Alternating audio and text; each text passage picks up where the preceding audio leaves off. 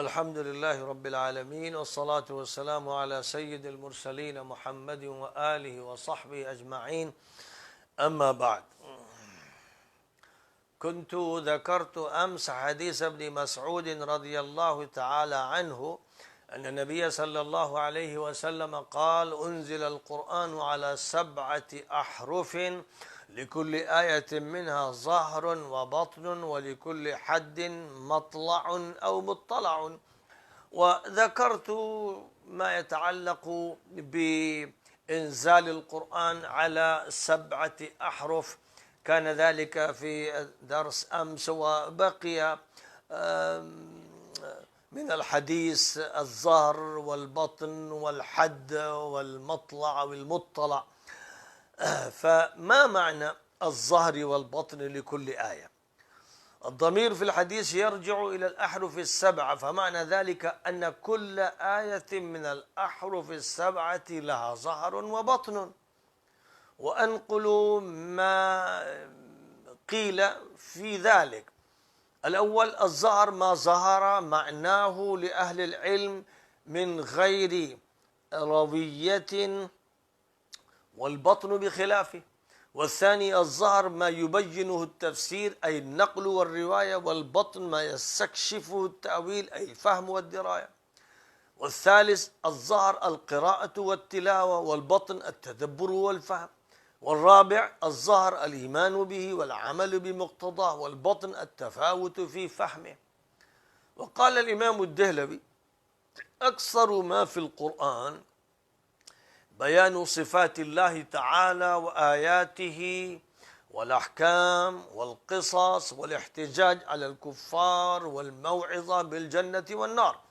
فالظهر الإحاطة بنفس ما سيق الكلام لأجله، والبطن في آيات الصفات التفكر في آلاء الله والمراقبة، وفي آيات الأحكام الاستنباط بالإيماء والإشارة والفحوى والاقتضاء. وفي القصص معرفة مناط الثواب والمدح أو العذاب والذم. وفي العظة رقة القلب وظهور الخوف والرجاء وأمثال ذلك. ويبدو أن الإمام أدخل في التعريف النظري العمل والتطبيق أيضا، ويمكن أن يكون مرادا. وعلى كل ظهر مما تقدم من الأقوال المختلفة والمحامل المتعددة أنه لم يروى فيه قول فصل مرفوعا ولا موقوفا يرجع إليه ويتمسك به. وقد استغلت الفرقة الباطنية مثل هذه الأحاديث فخلطت ولبست ودست وحرفت ولعبت وعبثت بالنصوص، مما أخرجها عن أفعال اللغة والاصطلاح والعرف، واخترعت لها معاني ما أنزل الله لها من سلطان.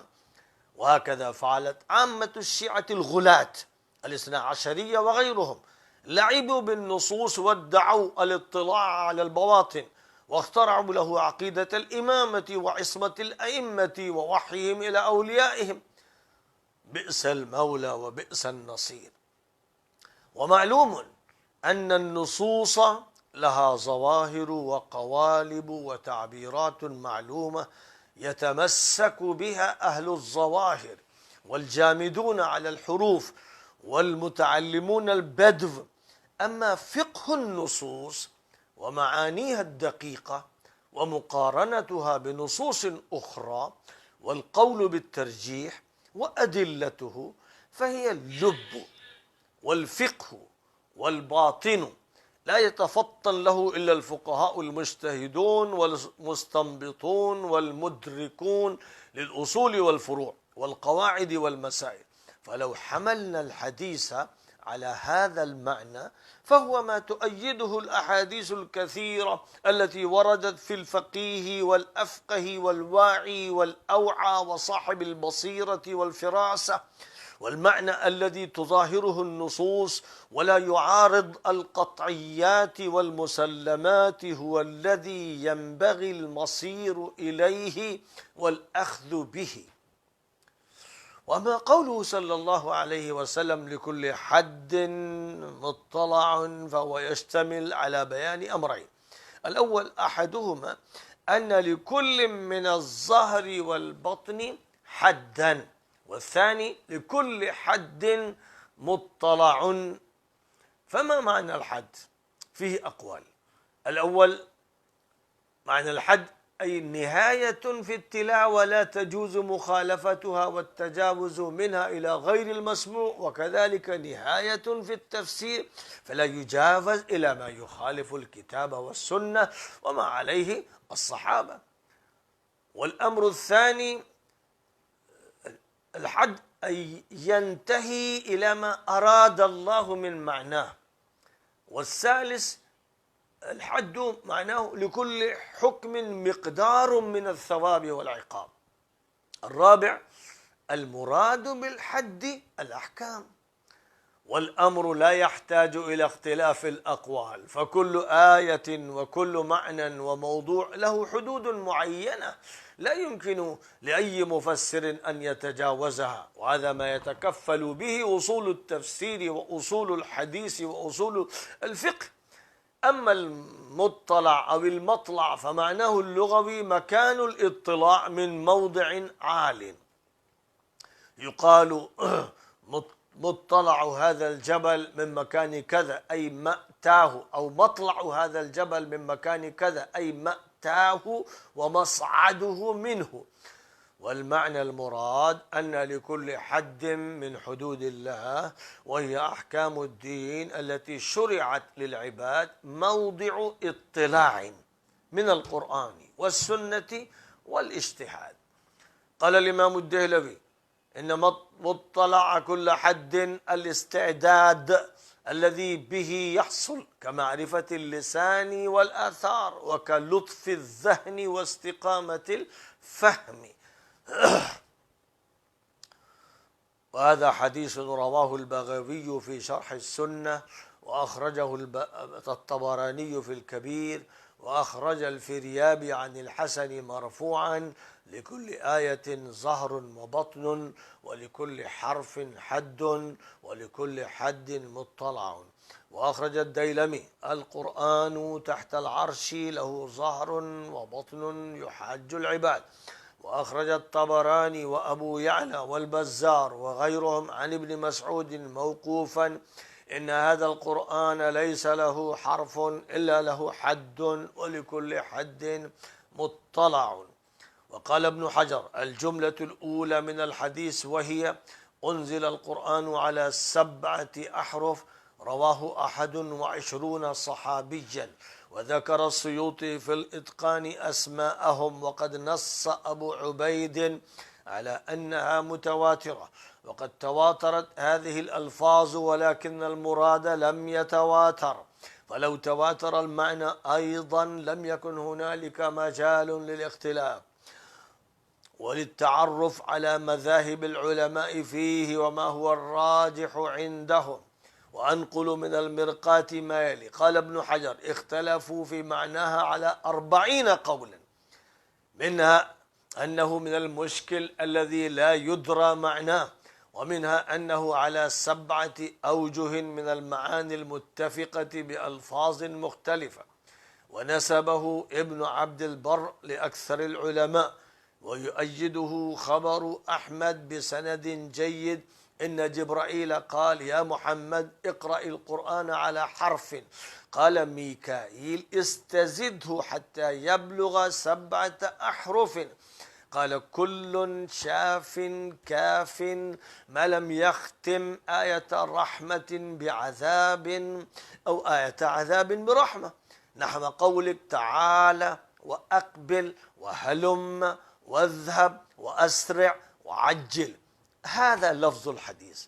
وفي رواية له: أنزل القرآن على 7 أحرف: عليما حكيما غفورا رحيما. وفي أخرى: القرآن كله صواب ما لم تجعل مغفرة عذابا أو عذابا مغفرة، وسندهما جيد. فالأمر غريب جدا، ترك القرآن على رغبة الناس وعلى ما يستطيع الناس، فيستطيعون أن يختاروا أي شيء، أي لفظة أو أي تعبير. لا بد أن يراعوا أنهم لا يخلطون آية العذاب بآية الرحمة، هذا ما يطلب منهم.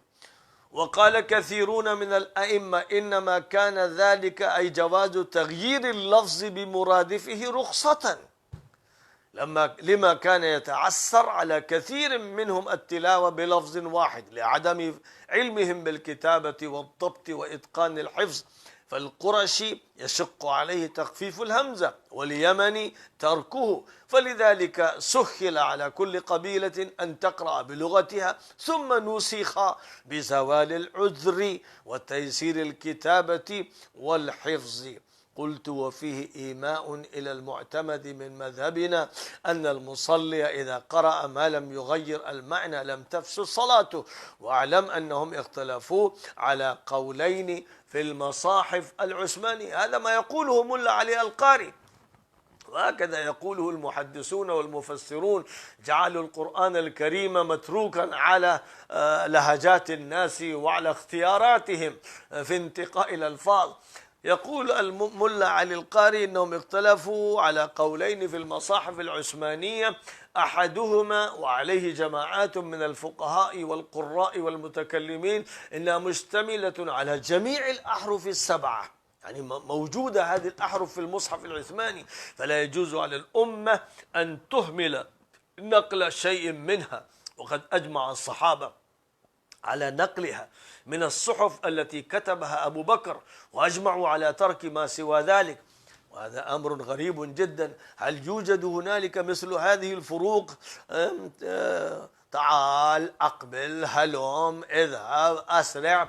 هل هذه الاختلافات في اختيار الألفاظ لمختلف القبائل لا يزال موجودا في المصحف العثماني؟ أين هذه الأحرف السبعة؟ وكيف تعرف هذه الأحرف السبعة؟ ولكل إنسان سواء كان عاميا أو خاصيا.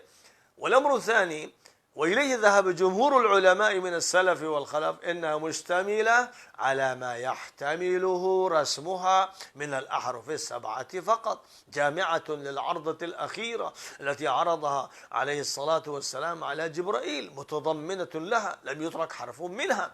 إذن معنى ذلك أن هذه الأحرف بعضها ذهب وبعضها بقي، من نسخ الذي ذهب ومن أبقى الباقي، كلها أمور مجملة معقدة لا تفهم. وأجيب عن الأول بما ذكره ابن جرير أن القراءة على الأحرف السبعة لم تكن واجبة على الأمة، إنما كان جائزا لهم ومرخصا له فيه. فلما رأى الصحابة أن الأمة تفترق وتختلف إذا لم يجتمعوا على حرف واحد، اجتمعوا على ذلك إجماعا شائعا، وهم معصومون من الضلالة، ولم يكن في ذلك ترك واجب ولا فعل حرام. ولا شك أن القرآن نسخ منه في العرضة الأخيرة وغير منه، واتفق الصحابة على أن كتبوا ما تحققوا أنه قرآن مستقر في العرضة الأخيرة، وتركوا ما سوى ذلك. من أين جاء العلم إليهم بأن هذا نسخ وهذا لم ينسخ؟ متى قال لهم الرسول صلى الله عليه وسلم عن نسخ الأحرف الفلانية وعن بقاء الأحرف الفلانية؟ أقوال تجعل الإنسان في حيرة من أمر هذا الحديث، ولذلك اختلفوا فيه اختلافا شديدا. فكيف يمكن أن يجمعوا على شيء ما في شرح هذا الحديث وفي معنى هذا الحديث؟ وبقي هنالك بعض ما يتمم هذا الموضوع من الأقوال الأخرى، خاصة ما قاله ابن التين وغيره، ويمكن إن شاء الله أن أذكره في درس الغد. وآخر دعوانا أن الحمد لله رب العالمين.